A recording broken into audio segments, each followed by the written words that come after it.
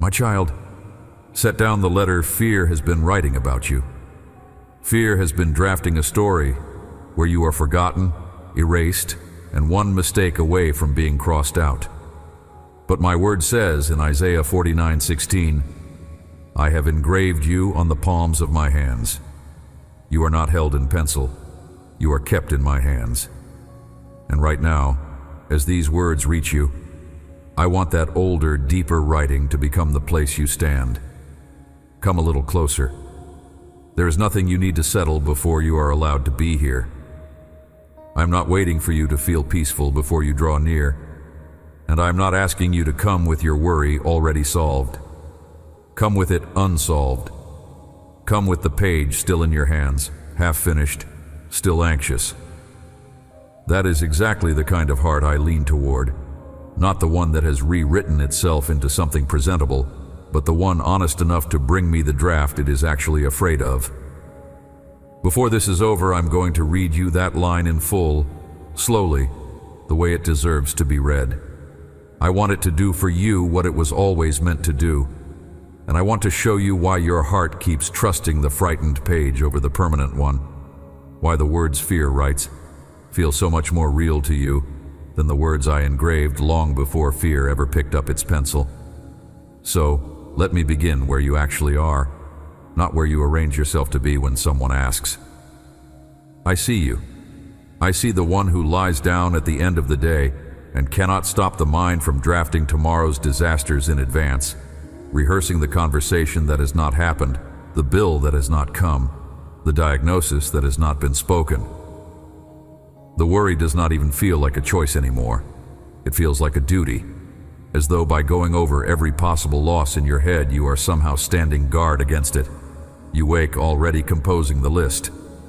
You fall asleep, still revising it. There is the one of you who keeps a tally on a screen, the small running sum of what is left after everything else is paid, doing the arithmetic again at the table because the number did not soften the first 3 times. There is the parent lying awake, listening for a footstep that has not come home, writing and unwriting the worst version of the night. There is the one who reads an unanswered message 6 times, searching the silence for a verdict, certain the quiet means something has gone wrong with them. The single one of you who watches other people's steadiness through a lit window from the cold street, sure that whatever holds their life together was drafted for someone else. None of that is hidden from me. I am not reading your situation from across a room. I am near the part of you that has run out of words for what it is carrying, the part that stopped trying to explain itself even to me because explaining took a strength you did not have left. I know the hour it gets loudest too. For some of you, it is the dark middle of the night when the house finally goes still and there is no task left to hide inside of, and the worry rises and starts writing in the silence. For some of you, it is the moment right before you walk into a room where people need you to seem fine, and you arrange your face in the hallway and decide to keep the worst of the page to yourself. I see the cost of that composure. You do not have to keep up the performance with me.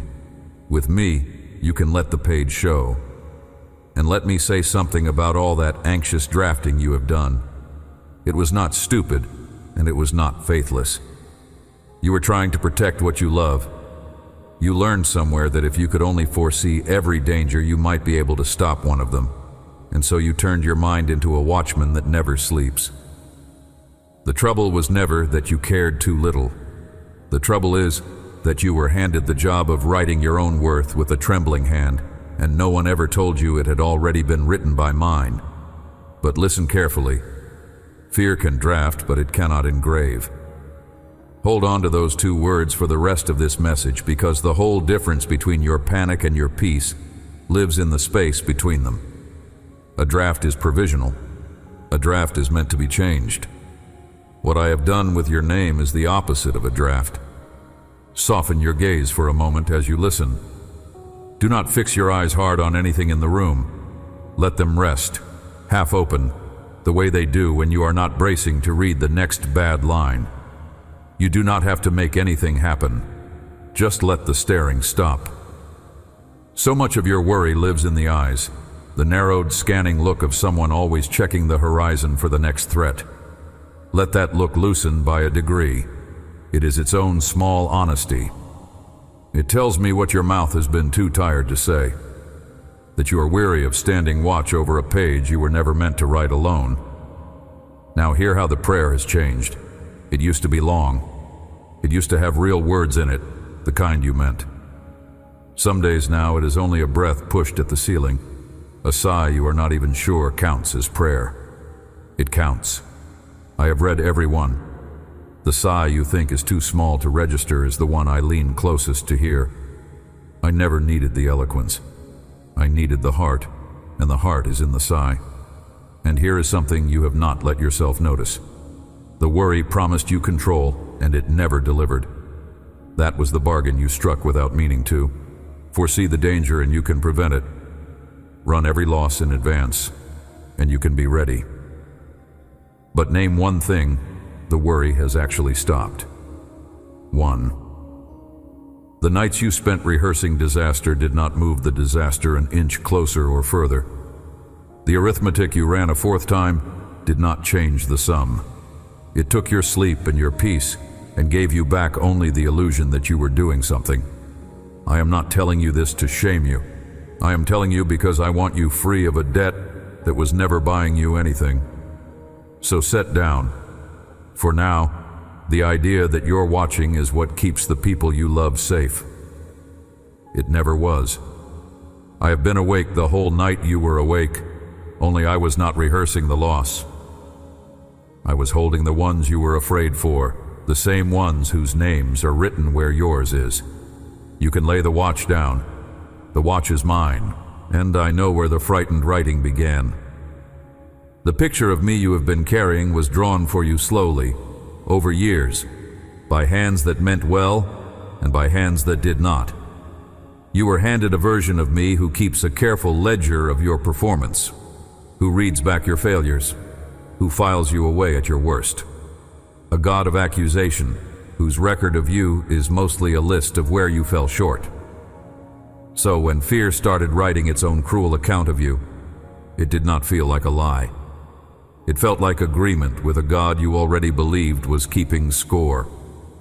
I want you to know with everything in me, that is not who I am, and it is not what I have written. The record I keep of you is not a list of your failures. It is something else entirely, and I will show it to you before this is done. But first I have to take the false page out of your hands, because as long as you believe I wrote it, you will keep reading it as the truth. So here is the lie I want to break with you. Gently, because it has been loud and it has not been kind.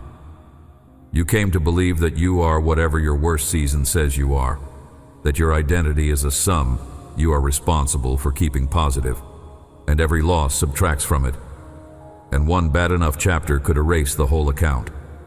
You have been living as though who you are is a balance you have to defend, a name that could be crossed out if you slipped badly enough. So you guard it. You perform. You over-explain. You apologize for taking up room.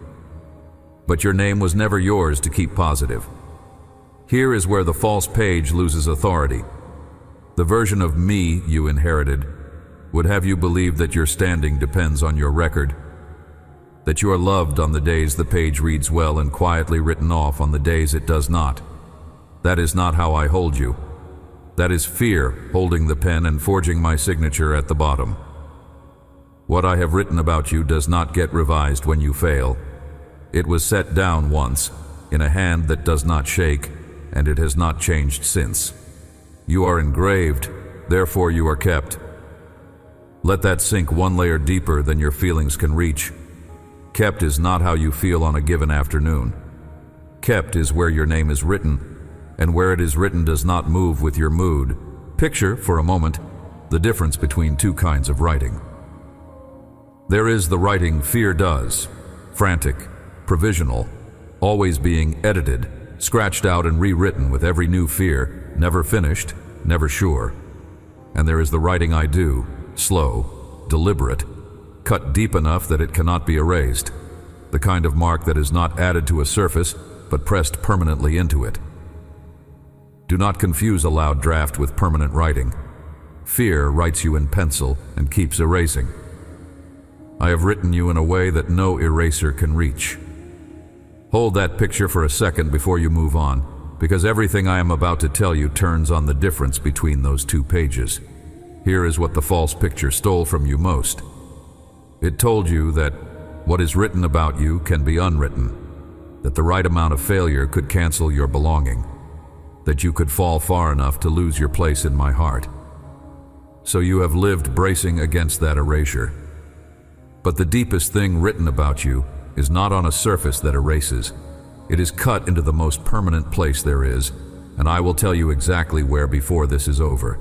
And I need to be honest with you about what I am promising, because the world has handed you a smaller and cheaper version of it and called it good news.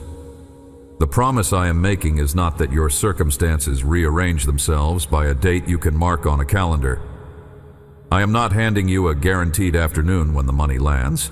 The test comes back clear, the door opens, the person walks back through it. I will not give you a counterfeit and forge my name under it. The ones who promise you delivery by a certain hour are not writing in my hand, and when their date passes, your faith should not have to be crossed out along with it. What I am giving you is something no failure can subtract and no thief can reach. A name that is kept, belonging that does not rise and fall with the week's news, pardon for everything you have been carrying as a debt against your own account, the steady knowledge that you are mine, written somewhere your worst season cannot revise. That is the inheritance. That is the headline. The things you ache for that you can hold in your hands. Those are real, and I have not forgotten them, and I will tend to each in my own wisdom and my own time. But they are chapters underneath the headline. They are not the line your life rests on. If they were, your piece would be edited every time your circumstances changed, and you would be right back to defending a balance with a trembling hand. The line your life rests on is your name in my writing, and that does not get revised when your situation does. Your name is kept where fear cannot reach it, not in the part of you that gets anxious, not in the ledger your worst week keeps. Somewhere deeper than the place where the bad news lands. Now let me bring you to the line I promised. I want you to know where it was first written before I say it in full, because it was not set down in a comfortable season for people who felt secure. It was written for a people who were certain they had been forgotten. They were far from home, living in exile in a foreign land, and they had said to themselves, the thing you have said to yourself on your hardest nights. They said it out loud, in fact. They said, the Lord has forsaken me, my Lord has forgotten me. They looked at the bare facts of their lives, the loss, the distance, the years gone by with no rescue. And they read those facts the way you read your worst season, as proof that their name had been erased from my heart. They were sure the silence was a verdict. Picture them for a moment, because they are more like you than you think. They were not faithless people who had never known me. They were people who had known me and then watched their whole world come apart, and the coming apart had convinced them I must have let go. They were tired. They were ashamed of how the story had turned out. Some of them had stopped praying altogether, the way you stop saying the long prayer when you are too worn down to believe it lands anywhere. They had a city in ruins behind them and a foreign one around them. And when they thought of me at all, they thought of a God who had moved on. That is the room I spoke this line into, not a room of confident believers, a room of people who had written their own erasure and were sure I had signed it. I want you to feel how patient they had to be to even still be listening. The grandparents among them remembered the homeland the younger ones had never seen. They told the old stories around small fires in a place that was not theirs, and you could hear in their voices the question they no longer said out loud, whether any of it had been true, whether I had ever really been with them, whether the long silence meant the whole thing had been a comfort they outgrew. That is the quiet despair I was speaking into. not loud rebellion, the slow erosion that happens when a person waits long enough to stop expecting an answer. If that is the shape your faith has worn down to, not anger at me, just a tired suspicion that I have stopped paying attention, then you are exactly the one this line was written for, because that is exactly the heart it found. I did not answer them the way they expected. They expected, if I answered at all, to be scolded for their unbelief. Instead, I reached for the tenderest image I had. I answered the way a mother answers a child who is convinced she has been abandoned.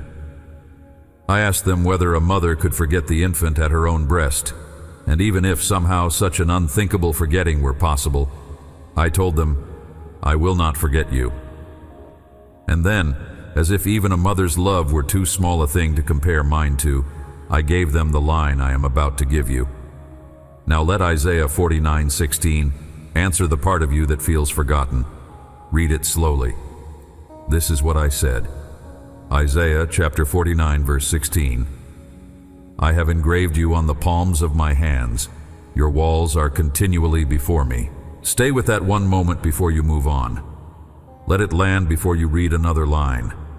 I have engraved you, not written, not noted, not penciled in the margin. Engraved. Take it apart with me, clause by clause, because every word of it is for you. Notice first the verb I chose. I did not say I have written you down somewhere safe, in a book I keep on a high shelf, in a record I could close and set aside. I did not say I noted your name in passing. I said, engraved. Engraving is not done with ink that fades or pencil that can be erased. Engraving is cut. It is pressed permanently into the surface, carved deep enough that it becomes part of the thing itself. When I told that frightened, exiled people that I had engraved them, I was telling them their place with me was not provisional, not penciled in, not subject to revision on their worst day. It was cut in. And what I said to them, I am saying to you, your name is not written about you in fear's erasable hand. It is engraved in mine. And notice where I engraved it. Not on a wall you might walk away from. Not on a page I might close. On my own open hands, the part of me that is always before my own face. The place I cannot look away from. The place that is with me in everything I do. You have wondered, on the long nights, whether I think of you at all. Here is my answer, given to a people just as sure I had forgotten them as you have been. I cannot use my hands without seeing your name. I cannot reach, or hold, or build, or bless, without your name there in the open palm, continually before me. You are not someone I remember occasionally, when you finally get my attention. You are engraved where I cannot stop seeing you. And hear the second half, because I did not stop at the engraving. Your walls are continually before me, even the broken places, the parts of your life that lie in ruins. The things you are most ashamed are not rebuilt yet. Even those I keep continually before me. I am not waiting for you to repair your walls before you are worth my attention. I am holding the rubble in my sight with the same constancy as the name on my palm. The ruin is not hidden from me, and it has not changed where you are written. I did not put that line in my word for scholars to weigh and footnote. I put it there for the one who is sure they have been forgotten, the one drafting their own erasure on a sleepless night, the one who reads every loss as evidence that their name has been crossed out. I set it down for you, so that when fear picks up its pencil, you would have something engraved to hold against it. And there is more I have written about you, in case one line is not enough to quiet the page in your chest. I have not only engraved your name, I have written my own law of love into the deepest part of you, not on tablets of stone outside you that you have to strain to obey, but inside, on your heart, where it becomes who you are and not just what you are told. There was an old way, where the rules stood outside a person like a wall they kept failing to climb. That was never the home I wanted for it. So I moved the writing inward. I put it on the heart itself, so that being mine would not be a standard you stand under, but a truth you are made of.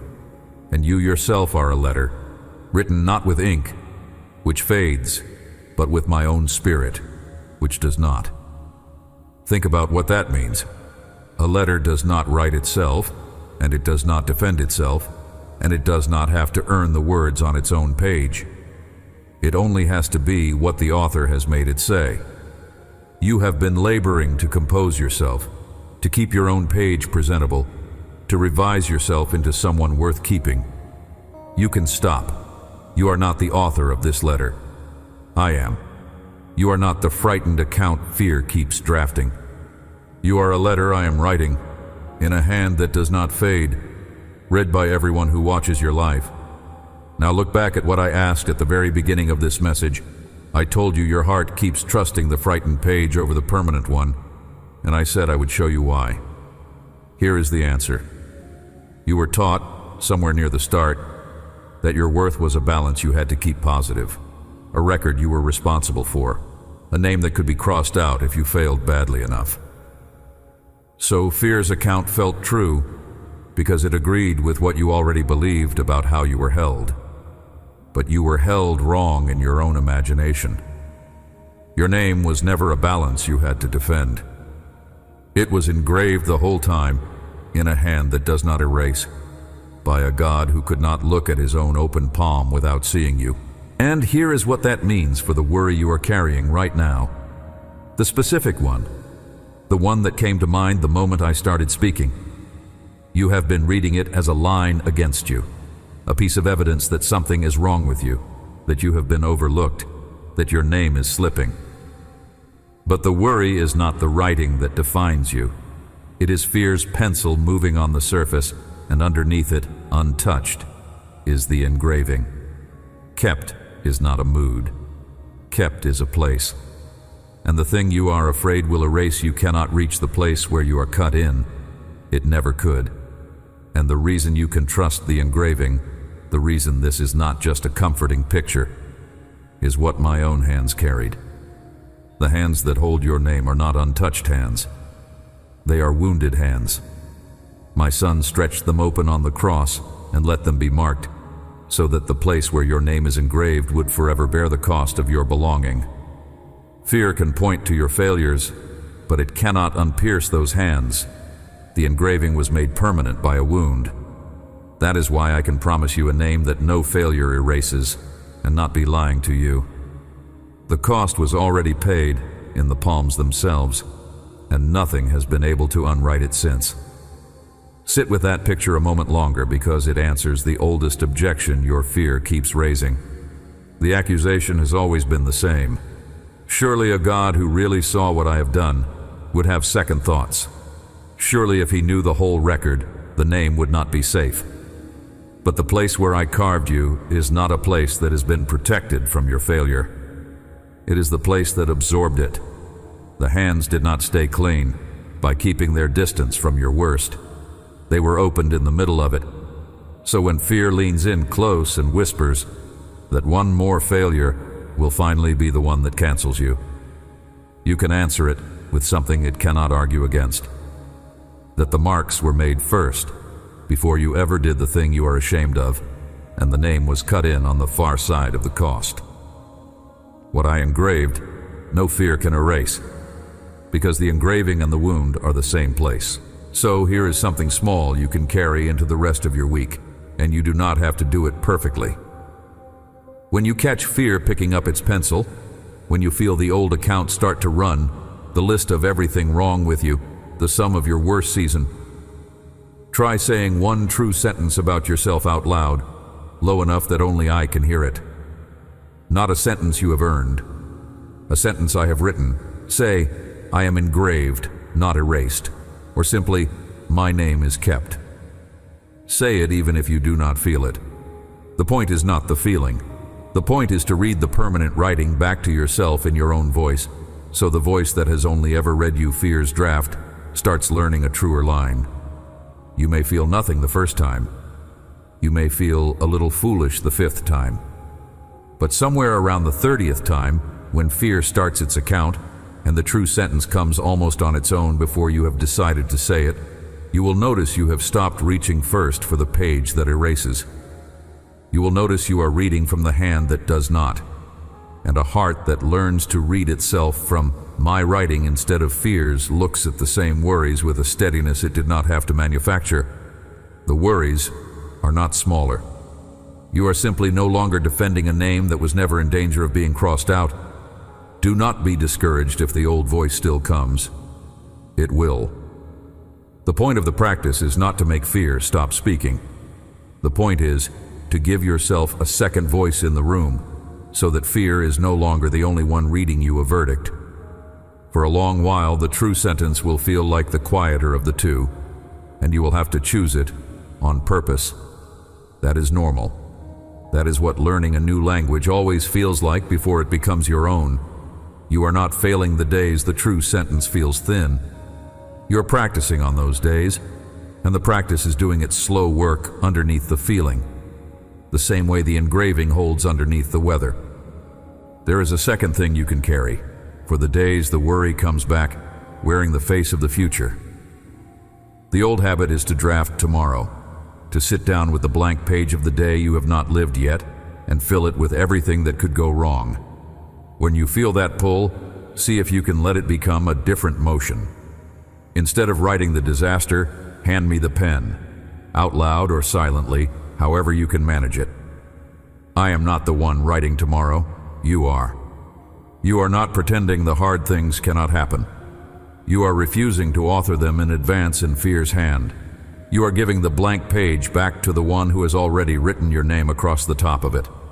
Each time you do that, you're practicing the one thing the exiles finally learned, to let me be the one holding the record of their lives instead of carrying it themselves into the dark. And notice what your hands are doing while you say it. So often when the future presses in, the hands close. They grip the steering wheel, they clench in your lap. They hold tight to a phone you keep checking. That clenching is the body trying to author tomorrow on its own. So when you hand me the pen, let the hands open too, even a little palms loosened, the way a hand looks when it has finally let go of something it was never strong enough to carry. You are not handing me the pen because you have given up on tomorrow. You are handing it over because the one whose open palms already hold your name is far better suited than your tired grip to write the day you cannot see. And on the days you cannot manage the words at all, let your breath do it. Let one slow breath go all the way out, longer and emptier than you usually allow, until the bracing in your chest has somewhere to go. That long exhale is its own kind of prayer. It says without a single word that you are letting me hold the page for a moment instead of gripping it yourself. What is engraved asks nothing of your eloquence. It only asks that you stop now and then, and let yourself be held by writing you did not have to make. Do not measure how kept you are by how the worry reads today. The worry is weather. My writing is the engraving underneath it, and the engraving does not change when the weather turns. A hard week is not a line against you. A frightening month is not a verdict. The season where everything feels uncertain is not me revising your name. It is fear moving its pencil on a surface I settled long ago. Overwriting it can never reach. You are kept in a hand that does not erase. What I engraved no fear can erase. He can write on the surface. He has never reached the palm where your name is cut. Amen. If this devotional reached the part of you that has been bracing to be crossed out, leave the word kept below. Just above this video, in the pinned comment, 7 short letters are waiting. 1 for each of the 7 days ahead. Take them and let them be the steadier writing you return to on the days fear picks up its pencil again. Share this with someone reading their own worst season as the truth about who they are. And stay close so the next word can find you. Your name was never yours to defend alone.